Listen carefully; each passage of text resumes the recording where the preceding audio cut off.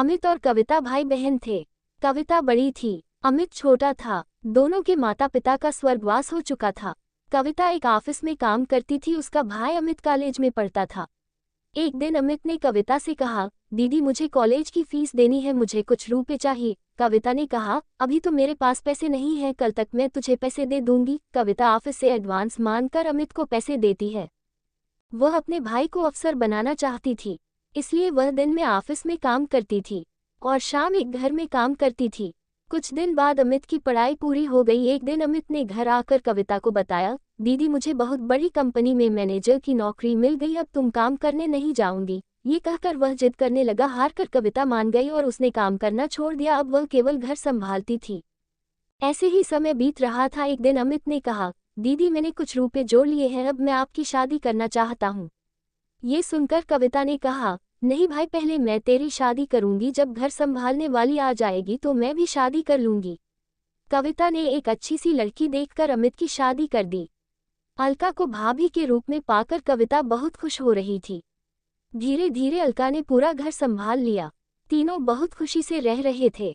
एक दिन अलका की मौं अलका से मिलने आई। उन्हें कविता शुरू से ही पसंद नहीं थी। मौका पाकर उसने अलका से कहा, तेरी नंद शादी नहीं करना चाहती है, ये तो जीवन भर तेरे पति की कमाई पर ऐश करना चाहती है। तू बहुत सीधी है। ये सुनकर अलका ने कहा, मौं तुम बेकार की बात कर रही हो, अमित इनके लिए लड़का देख रहे हैं, जैसे ही मिल जाएगा शादी हो जाएगी। लेकिन अलका की मौं ने कहा, बेटी तू नहीं समझेगी, ये तेरे को कभी चैन से रहने नहीं देगी। अगले दिन अमित ने कविता से कहा, दीदी मैंने आपके लिए लड़का देखा है, आप कहें तो बात आगे बढ़ाई जाए। लेकिन कविता ने कहा, नहीं भाई मैं अभी शादी नहीं करना चाहती, जब करनी होगी आपको बता दूंगी। ये सुनकर अमित और अलका को आश्चर्य हुआ। अलका के दिमाग में मौं की बातें गूंजने लगी। उसके बाद अलका का व्यवहार कविता के लिए बदल गया। वह अमित को सामने कुछ नहीं कहती, लेकिन अमित के जाने के बाद कविता से छोटी छोटी बात पर लड़ती रहती। एक दिन कविता कहीं गई थी, अकेले में अलका ने अमित से कहा, दीदी शादी क्यों नहीं करना चाहती?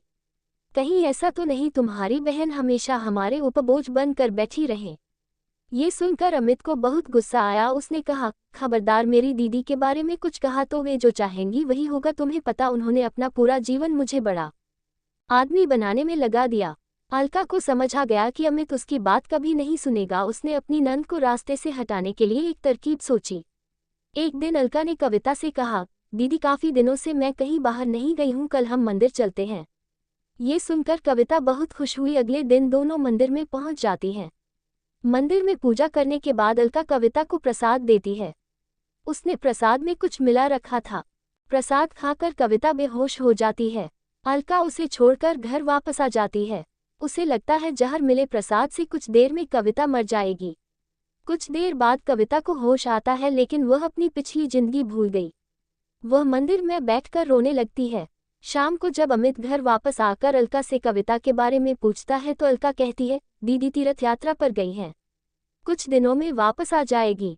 तब अमित कहता है, दीदी मुझे बगैर बताए अचानक कैसे चली गई? वह परेशान हो जाता है, लेकिन अलका उसे समझाकर शांत कर देती है। इधर कविता को उसी मंदिर के पुजारी मंदिर में स्थान दे देते हैं। वह दिन रात मंदिर में सेवा करने लगती है। मंदिर के सभी भक्त और पुजारी कविता का बहुत ध्यान रखते थे।